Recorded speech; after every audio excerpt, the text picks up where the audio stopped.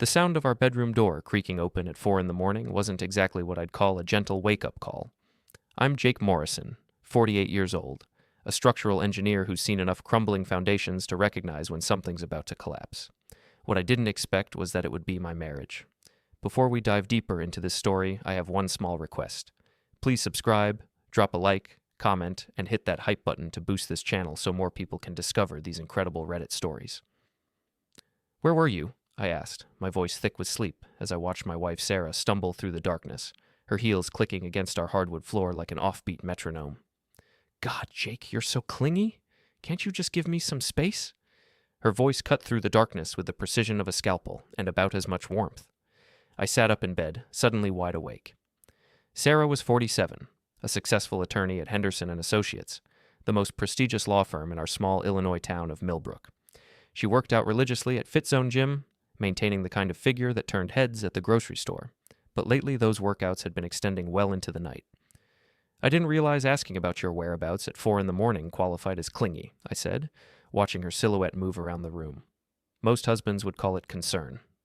She didn't respond, just disappeared into our ensuite bathroom. The water ran for a long time, too long for just washing hands. I lay there staring at the ceiling, counting the familiar cracks in the plaster. 23 years of marriage, and I'd never felt more like a stranger in my own home. Our daughter Emma, 22 and finishing her senior year at Northwestern, had been distant lately too. Family dinners had become exercises in awkward silence, punctuated only by Sarah's phone buzzing with what she claimed were work emergencies. The next morning, I found myself doing something I'd never done before, going through the laundry basket. Call it intuition, call it desperation, but something was gnawing at me. That's when I found them. Red lace underwear, expensive looking, definitely not Sarah's usual practical cotton briefs. The tags were still attached. Victoria's Secret, size small, Sarah wore medium. "Interesting workout gear," I muttered to myself, holding up the evidence. That evening, I stopped by Murphy's Tavern, a dive bar 3 blocks from our house where the beer was cheap and the conversation cheaper. Tommy Murphy, the owner, had been my teammate back in high school when I was the football captain and the world seemed full of possibilities. "Jake," Tommy called out as I settled onto a bar stool that had seen better decades. "Haven't seen you in a while. How's the missus?" "That's actually what I wanted to talk about," I said, accepting the beer he slid across the scarred wooden bar. "You hear anything around town? About Sarah?" Tommy's expression shifted, the easy smile fading. He glanced around the nearly empty bar, then leaned closer. "Look, Jake, I don't like to spread gossip, but your wife's got herself a new workout routine. High intensity, if you catch my meaning." My stomach dropped. "What kind of routine?" "The kind that involves Brett Kowalski, that trainer at Fit Zone. Young guy, maybe 29, drives a black BMW, thinks he's God's gift to lonely housewives." Tommy wiped down a glass that was already clean. "I'm sorry, man. Thought you should know." I finished my beer in silence, my mind racing. Brett Kowalski. I'd heard the name before, usually from Sarah when she talked about her amazing trainer who was helping her rediscover her youth. Apparently, he was helping her rediscover more than just her abs. That night, I did something that would have horrified the old me. I checked Sarah's phone. We'd always shared our passcodes, a remnant from the days when we actually trusted each other. Her location services showed a pattern I'd been too blind to see. 3 nights a week, she wasn't at the gym. She was at the Sleepy Inn Motel on Route 47, the kind of place that rented rooms by the hour and didn't ask questions. The next evening, I followed her. Sarah's white Mercedes pulled into the motel parking lot at exactly 8:30. The black BMW was already there, parked in front of room 237. I sat in my truck, hands gripping the steering wheel, watching my wife of 23 years walk into a motel room with a man young enough to be her son. I waited 15 minutes, then walked to the window. The curtains weren't fully closed. What I saw destroyed something inside me that I didn't even know could break. My wife, the woman who complained that I never surprised her anymore, was being very surprised indeed by Brett Kowalski. Her legs were wrapped around his waist, her head thrown back in a way I hadn't seen in years. "So that's what yoga with Brett means," I whispered to myself, backing away from the window. I walked back to my truck on unsteady legs, my mind already formulating a plan. If Sarah wanted space, I was going to give her more than she bargained for. But first, I needed to send a message. I pulled out my pocket knife and approached the BMW. The leather seats were expensive, probably cost more than my monthly salary. I carved a simple message into the driver's seat, Married women aren't toys. Then I took the protein shake I'd bought at the gas station and poured it all over the interior, making sure to get it into every crevice. The smell would take weeks to get out. As I drove home, my phone buzzed with a text from Sarah. "Working late again tonight. Don't wait up." I texted back, "No problem. Enjoy your workout." Thars. The next morning, Millbrook's gossip network exploded like a burst pipe. Sarah's phone started ringing at 7 a.m. and didn't stop. Apparently, Brett's BMW had been found vandalized, and somehow word had gotten out about his client services at the Sleepy Inn. I sat at our kitchen table, sipping coffee and reading the local news on my tablet, playing the concerned husband perfectly. "Everything okay?" I asked as Sarah paced around the kitchen, her phone pressed to her ear. "Someone vandalized Brett's car last night," she said, her voice tight with barely controlled panic. "Poured something disgusting all over the interior." "That's terrible," I replied, not looking up from my tablet. "Any idea who would do such a thing?" Sarah's eyes narrowed slightly. "No, but the police are investigating," I nodded sympathetically. "I'm sure they'll catch whoever did it. Probably just some random vandalism. You know how these young guys with fancy cars can attract the wrong attention." The doubt in her eyes told me she wasn't entirely convinced, but she couldn't prove anything. Yet. That afternoon, I made a decision that would have seemed impossible just a week earlier. I joined FitZone Gym. At 48, I was hardly in terrible shape, but I was definitely not the kind of guy who belonged in a place full of 20-somethings with perfect abs and unlimited energy. "Jake Morrison," I told the perky receptionist, a girl young enough to be my daughter. "I'd like to sign up for a membership." "Awesome. Are you interested in personal training? We have some amazing trainers here." "Actually, I heard great things about Brett Kowalski. Is he available?" Her expression faltered slightly. "Oh, Brett's taking some time off. Car trouble. But I can set you up with Marcus or Jennifer." "Car trouble, huh? That's a shame." I signed the membership papers, already planning my next move. The gym was exactly what I'd expected. Too bright, too clean, and full of people who took themselves way too seriously. I started with the treadmill, keeping an eye on the schedule posted near the front desk. Brett's classes were canceled for the rest of the week. That's when I met Melissa Chen, a 28-year-old pharmaceutical sales rep who turned out to be Brett's ex-girlfriend. She approached me during my second day at the gym, recognizing me from around town. "You're Sarah Morrison's husband, right?" she asked, toweling off sweat from her workout. "Guilty as charged. Do I know you?" "I'm Melissa. I used to date Brett Kowalski." Her smile was sharp enough to cut glass. "Heard about his car. Shame." Something in her tone told me this conversation was going exactly where I hoped it would. "You know," she continued, "Brett's got quite the reputation around here, especially with the married ladies who can afford his special training sessions." "Special training sessions?" Melissa pulled out her phone and showed me a series of screenshots, text messages between Brett and various women around town, including several very explicit messages from my wife. The timestamps showed they'd been going on for months. "He's been running this little side business for over a year," Melissa explained. "Charges extra for private sessions at the motel. Your wife's not the first, and she won't be the last." I stared at the messages, feeling something cold and calculating settle in my chest. Sarah had written things to this kid that she'd never said to me, even in our best days. "Why are you showing me this?" I asked. "Because Brett destroyed my reputation when he dumped me for someone with more money. Told everyone I was crazy, possessive, ruined my chances with half the decent guys in town." Her eyes hardened. "I figure it's time for some payback." That evening, I put the next phase of my plan into action. FitZone was hosting a midnight fitness challenge, a promotional event designed to attract new members. I'd volunteered to help with setup, using my engineering background to assist with equipment placement. Brett showed up despite his time off, probably hoping to drum up some business. He looked exactly like what he was. A small-town pretty boy who'd never had to work for anything in his life. Bleached teeth, spray tan, and the kind of confidence that came from never being truly challenged. I waited until he went to the men's locker room, then I made my move. Using my access as a volunteer, I accidentally triggered the fire safety system in the locker room while Brett was changing. The emergency protocol required everyone to evacuate immediately, regardless of their state of dress. Brett came running out in nothing but his underwear and sneakers, right into the main gym area where about 50 people were gathered for the event. Someone started laughing, then someone else pulled out their phone, and within minutes, Brett Kowalski was the star of a viral video titled "Tiny Trainer, Teenier Underwear." "Nice shorts, Brett," I called out helpfully. I'd say boxers or briefs, but nobody's impressed. The laughter was brutal. Brett's face turned red as he tried to cover himself, shouting about lawsuits and accidents. but the damage was done. By morning, the video had been shared across every social media platform in 3 counties. But the real blow came later that night when Emma posted a TikTok video from her dorm room. She was clearly drunk, giggling with her roommates as she mocked her pathetic old dad, who couldn't even keep his wife interested. The video showed photos of me from our family vacation last summer, with commentary about my dad bod and boring personality. Sarah had liked the video. As I watched my own daughter humiliate me for the entertainment of strangers, something fundamental shifted inside me. The last vestiges of the man who'd tried to save his marriage died that night, replaced by someone much more dangerous. "You want a villain?"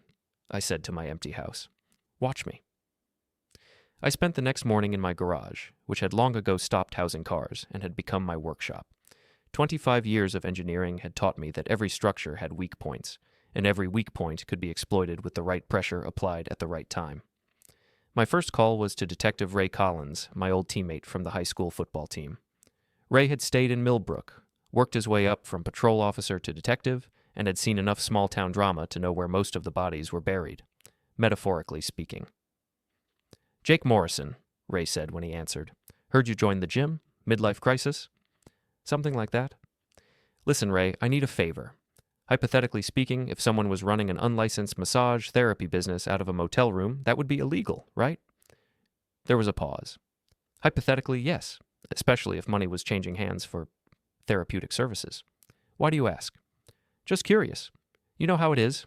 Engineer's mind, always wondering about regulations and permits." "Jake, if you know something?" "I don't know anything for certain, but if I happened to come across evidence of such activities, I'd want to make sure it got to the right people." Ray was quiet for a moment. "You doing okay, buddy? You sound different." "I'm fine, Ray. Just learning some new things about my neighbors." That afternoon, I paid a visit to Henderson and Associates. Sarah's law firm occupied the top 2 floors of the nicest building in downtown Millbrook, all glass and steel and the kind of aggressive modernity that screamed success. I told the receptionist I was there to surprise my wife for lunch, and she directed me to the elevator with a smile. But instead of going to Sarah's office on the 8th floor, I stopped at the 7th, where the firm's managing partner, Richard Henderson, had his office. Henderson was a man in his mid-50s who'd built his practice on a combination of genuine legal skill and an understanding of small-town politics that bordered on supernatural. He was also, according to the firm's website, married to the former mayor's daughter and a pillar of the community. "Mr. Morrison," Henderson said when his secretary announced me. "This is unexpected. Is everything all right with Sarah?" "That's actually what I wanted to discuss with you," I said, settling into the leather chair across from his massive desk. "I'm concerned that Sarah might be involved in some activities that could reflect poorly on the firm." Henderson's expression didn't change, but I caught a flicker of something, concern, maybe, or calculation. "What kind of activities?" I pulled out my phone and showed him one of the screenshots Melissa had given me. A text conversation between Sarah and Brett that was explicit enough to make a sailor blush, but not explicit enough to be obviously sexual to someone who wasn't looking for it. "She's been spending a lot of time with this trainer," I explained. "Late nights, unexplained absences. I'm worried she might be developing an unhealthy relationship that could compromise her judgment." Henderson studied the messages, his face carefully neutral. "These seem inappropriate for a married woman." "I thought so too. I'd hate for something like this to become public knowledge and damage the firm's reputation. You know how small towns are. People love to talk." "Indeed they do." Henderson handed my phone back. "Thank you for bringing this to my attention, Jake. I'll handle this discreetly. I left the building knowing I'd planted the right seed in the right garden. Henderson was the type of man who'd built his success on maintaining appearances, and Sarah's affair threatened those appearances in ways she didn't even realize yet. That evening, I implemented the next phase of my plan. Using the information Melissa had given me, I created an anonymous email account and sent a detailed message to the Millbrook Police Department's tip line, complete with dates, times, and locations of Brett's special training sessions. I included enough detail to make it clear this wasn't just gossip, but stopped short of revealing how I'd obtained the information. Then I sent a similar email to the state licensing board that regulated personal trainers, detailing Brett's unlicensed therapeutic services and his use of the motel for business purposes. By 10 p.m., I was parked outside Brett's apartment complex, a trendy development on the edge of town that catered to young professionals with more money than sense. Brett lived on the 3rd floor, in a corner unit with a balcony that overlooked the complex's pool. I didn't break in. I'm not a criminal. But I did take advantage of the fact that Brett had a habit of leaving his sliding door open for fresh air, and that the balconies in his complex were close enough together that a reasonably athletic man could move between them. I didn't take anything, and I didn't damage anything. I simply left a few items behind: a used condom wrapper, purchased at a gas station, never used, a women's earring, bought at a thrift store, and a note written in feminine handwriting that said, "Thanks for last night, baby. Same time tomorrow?" The note was signed XOXOM, ambiguous enough to implicate any number of women whose names started with M, but specific enough to cause problems. Then I called Brett's apartment complex from a payphone, yes, they still exist, and reported a domestic disturbance, shouting and what sounded like furniture being thrown around. I made sure to mention that I was concerned about the woman involved, and that there had been several different women visiting the apartment at all hours. The police response was swift and professional. By the time they knocked on Brett's door, I was safely back in my truck, watching from the parking lot across the street. Brett answered the door in his underwear, clearly having been asleep. The officers were polite but thorough, especially when they found the evidence I'd left behind. Brett's protests that he'd never seen the items before fell on deaf ears, particularly when one of the officers recognized the handwriting as similar to complaints they'd received about Brett's business practices. The real beauty of the plan was that Brett couldn't prove anything. The items I'd left were generic enough that they could have belonged to anyone, and the note was vague enough to be about anything. But in a small town like Millbrook, appearance was reality, and Brett's appearance was rapidly becoming that of a man who preyed on vulnerable women. The next morning, Sarah's phone rang at 6 a.m. It was Brett, panicked and angry, demanding to know if she'd been to his apartment the night before. I listened from the kitchen as she assured him she hadn't, her voice tight with confusion and growing alarm. "Someone's messing with me, Sarah." Brett's voice carried clearly through the phone. "First the car, then the gym thing, now this. Someone knows about us." "Keep your voice down," Sarah hissed, glancing toward the kitchen where I sat reading the newspaper. "We'll figure this out." But even from across the room, I could hear the doubt creeping into her voice. Brett was becoming a liability, and Sarah was smart enough to recognize it. After she left for work, I made one more call, this time to Emma's dorm room. "Dad?" Emma's voice was thick with sleep and probably a hangover. "Hi, sweetheart. I saw your video last night." There was a long pause. "Dad, I didn't mean—" "It's okay, Emma. I understand you're loyal to your mother. But I want you to know that sometimes the people we trust most are the ones who hurt us the deepest." "What's that supposed to mean?" "It means that before you judge your old dad too harshly, you might want to ask your mother about her yoga sessions with Brett." I hung up before she could respond, knowing that Emma's curiosity would do the rest of the work for me. The first crack in Sarah's facade appeared 3 days later, when Richard Henderson called her into his office for what he termed a performance review. I knew this because Sarah came home that evening looking like she'd been hit by a truck. "How was work?" I asked, not looking up from my dinner. "Fine," she said, but her voice was anything but fine. Richard had some concerns about my recent performance. "What kind of concerns?" Sarah poured herself a glass of wine with shaking hands. "He thinks I've been distracted lately. Says some clients have complained about my attention to detail." I nodded sympathetically. "Maybe you should cut back on those evening workouts. You've been pushing yourself pretty hard lately." The look she gave me could have frozen hell, but she didn't say anything. She couldn't, because admitting the truth would mean admitting everything. That weekend, I put the next phase of my plan into action. Millbrook's annual Founders' Day Festival was the biggest event of the year, a weekend-long celebration that brought together the entire town in Riverside Park. Everyone would be there, the perfect audience for what I had planned. I'd volunteered to help with the sound system, using my engineering background to justify my involvement with the technical setup. What the festival committee didn't know was that I'd made some modifications to the equipment, including the addition of a wireless connection that would allow me to override the system remotely. Brett showed up to the festival despite everything that had happened, probably hoping to rebuild his reputation through sheer audacity. He looked like a man under siege, dark circles under his eyes, nervous glances at every crowd, the kind of paranoia that comes from knowing you're being hunted but not knowing by whom. Sarah arrived separately, maintaining the pretense that they weren't connected. She'd dressed carefully for the event, wearing a sundress that showed off the results of all those workouts with Brett. But I could see the tension in her shoulders, the way her eyes constantly scanned the crowd. Emma had driven down from Northwestern for the festival, probably hoping to smooth things over with the family. She found me manning the beer booth for the Rotary Club, serving overpriced domestic beer to neighbors who'd known me since I was her age. "Dad, we need to talk," she said, pulling me aside during a lull in customers. What's on your mind, sweetheart? I called Mom about what you said, about the yoga thing. Emma's face was pale, her usual confidence shaken. She got really weird about it. Started asking if you'd been talking to me about her personal life. And what did you tell her? I told her you just mentioned that she'd been working out a lot. But Dad, is Mom having an affair? I looked at my daughter, really looked at her. She was 22 years old, smart, beautiful, with her whole life ahead of her. In a few hours, that innocence was going to be shattered, and part of me felt genuinely sorry about that. Emma, there are some things about your mother that you're going to learn today. Things that are going to change how you see her, and maybe how you see me too.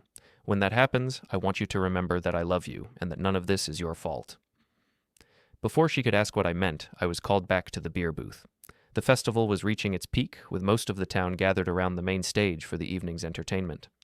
Local bands, a few speeches from city council members, and then the traditional fireworks display. At 8:30, just as the mayor was finishing his speech about community values and small-town integrity, I activated my override of the sound system. Ladies and gentlemen, my voice boomed across the park, I'd like to take a moment to talk about community values. A murmur went through the crowd as people tried to figure out where the voice was coming from. On stage, the mayor looked around in confusion as his microphone went dead. My name is Jake Morrison, and I've lived in this town for 48 years. I played football at Millbrook High, served in the Army Reserve, and worked as a structural engineer for Morrison and Associates for the past 20 years. I've paid my taxes, volunteered for community events, and tried to be the kind of neighbor you could count on. I could see Sarah in the crowd now, her face white with dawning horror as she realized what was happening. But recently, I've learned some things about our community that I think you should know, things about trust and betrayal, and what happens when people think they're above the consequences of their actions. The crowd was completely silent now. Hundreds of faces turned toward the speakers, trying to understand what they were hearing. For the past 6 months, my wife Sarah Morrison has been having an affair with Brett Kowalski, a personal trainer at FitZone Gym.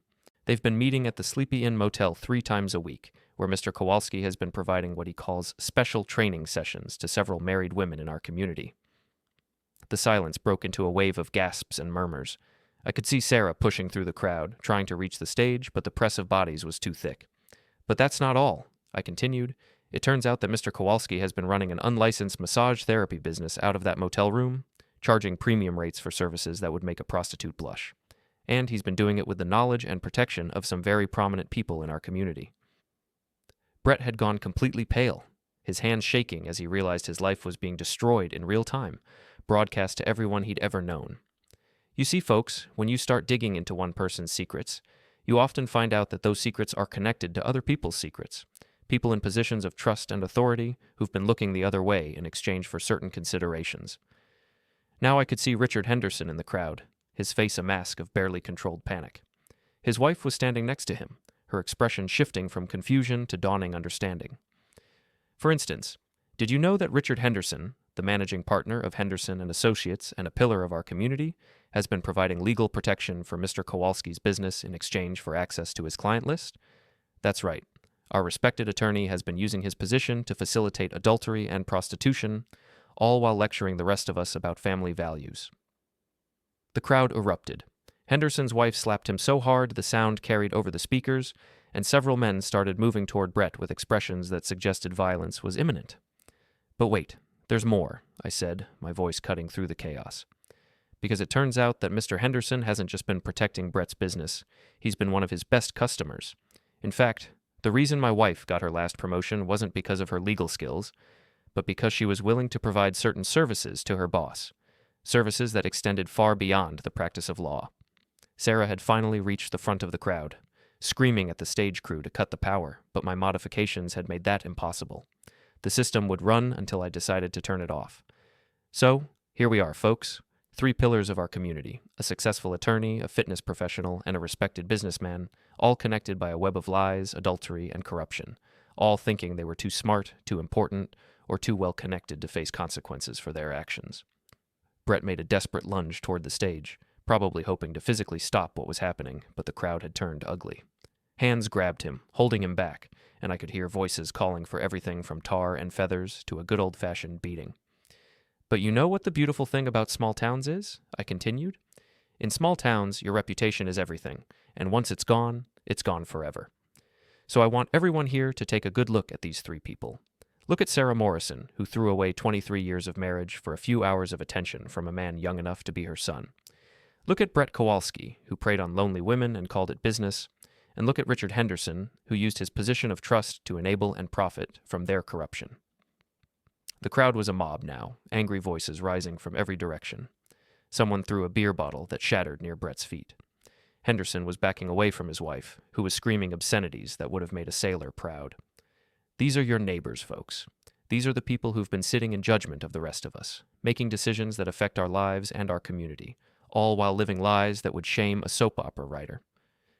I could see Emma in the crowd, tears streaming down her face as she watched her mother's reputation die in real time. Part of me felt sorry for her, but a larger part felt satisfied. Actions had consequences, and consequences were finally arriving.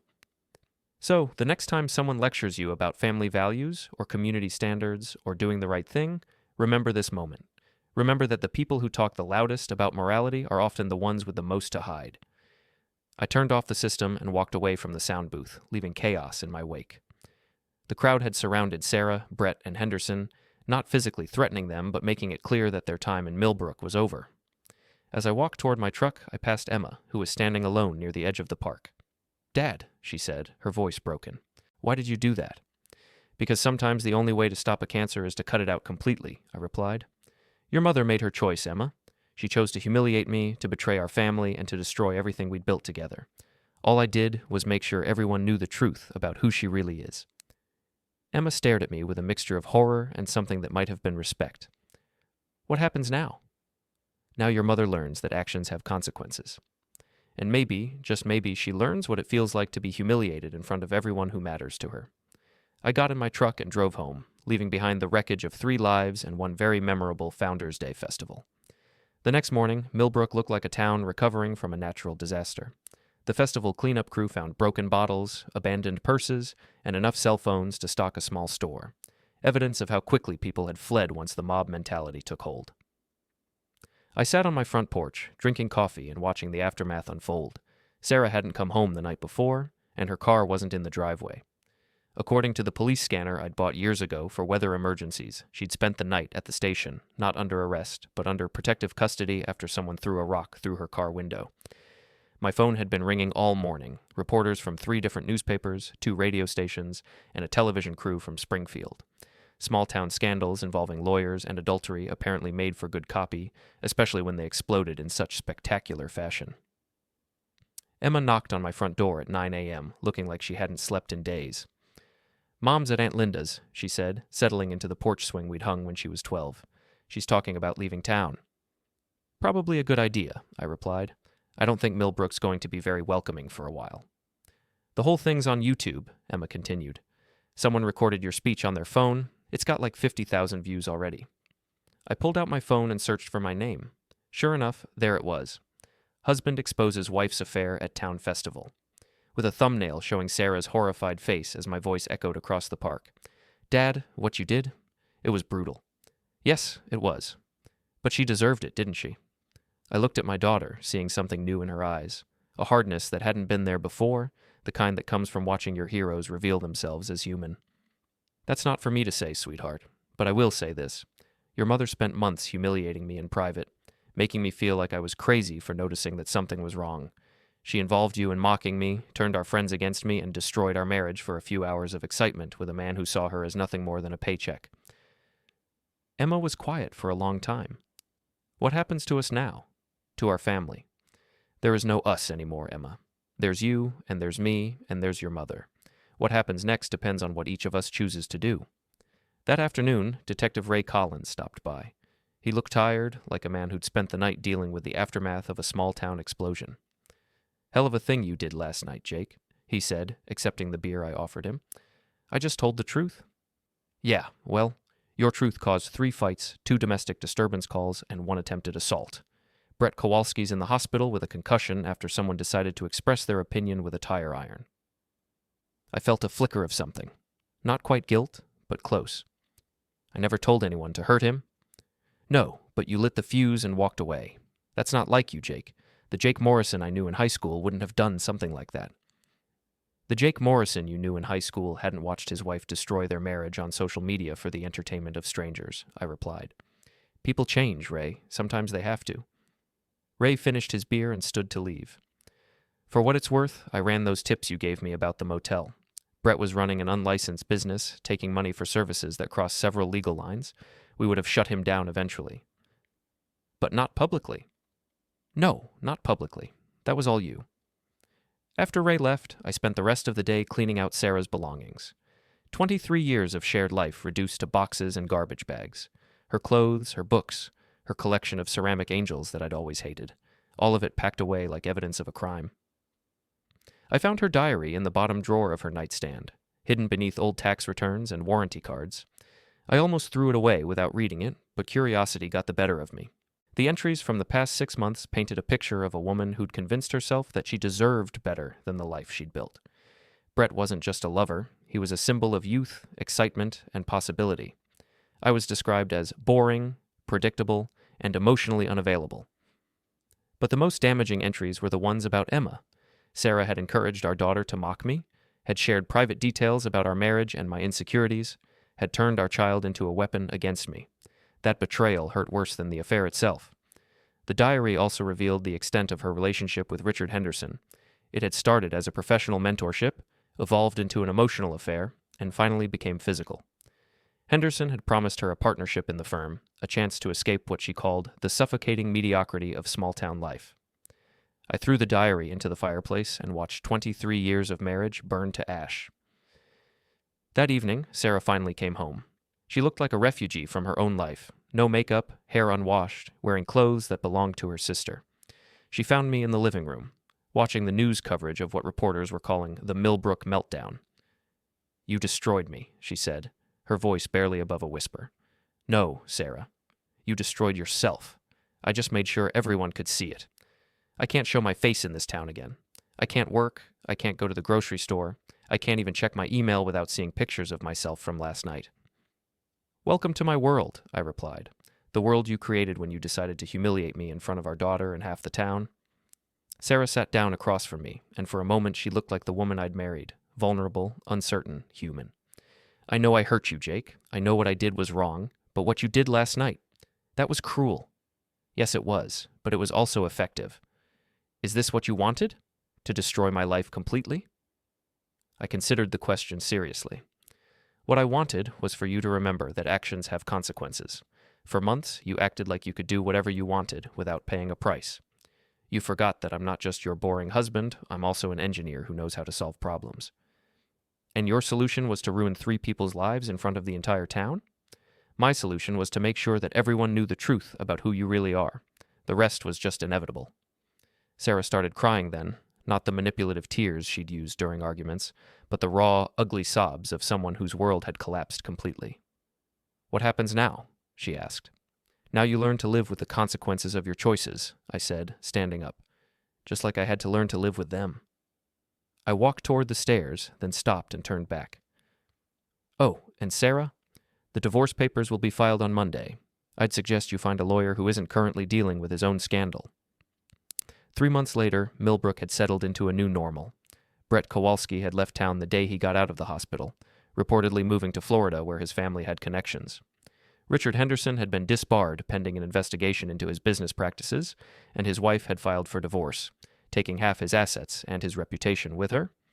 Sarah had indeed left town, accepting a position with a firm in Chicago where her notoriety hadn't yet reached. She'd tried to fight the divorce, claiming emotional distress and demanding alimony, but the evidence of her affairs had made that impossible. Illinois was a no-fault divorce state, but adultery still mattered when it came to asset division. Emma had transferred to the University of Illinois to be closer to home, claiming she wanted to help me through the transition. But I suspected the real reason was that she'd learned some hard truths about her mother and needed time to process them. She was staying in the house while she finished her degree, and our relationship had grown stronger in ways I hadn't expected. "You know," she said one evening as we cleaned up after dinner, "I used to think you were boring." "Used to? Now I think you're terrifying. But in a good way." I laughed, surprised to discover I still could. "Terrifying how?" "The way you planned everything. the way you waited and watched and then struck at exactly the right moment for maximum damage. It was like watching a chess master play against amateurs. Your mother wasn't an amateur, Emma. She was smart, successful, and careful. She just made the mistake of thinking I was too weak to fight back. Were you? Too weak, I mean? When Emma asked if I'd been stupid to trust her mother, I told her the truth. For a long time, yes. I was too comfortable, too trusting, too sure our life meant as much to Sarah as it did to me. But when I saw that drunk video Emma posted mocking me, something snapped. I forgave my daughter. The video just proved I had nothing left to lose. Emma asked if I missed her mom. I said I missed the woman I thought I married, but I doubted she'd ever really existed. The real Sarah was always ambitious and selfish. I just refused to see it. She's not coming back to Millbrook, and she's not coming back to us. She burned that bridge herself. Running into Melissa at the store reminded me how far everything had gone. She thanked me for taking down Brett, saying he couldn't hurt anyone else now. I told her I hadn't done it for her, but we both knew the result was the same. 6 months after the festival, Tommy dragged me to the tavern, where half the town stood and applauded. They were naming the new community center after me, the Jake Morrison Center for Family Values. People lined up to say my actions had pushed them to confront their own cheating spouses. Tommy asked if I had any regrets. I thought about Sarah in Chicago, Brett hiding in Florida, Henderson facing disbarment, and said no. I'd started out just wanting my own justice. Somehow I'd become a symbol that the underdog could hit back. Sarah wanted space.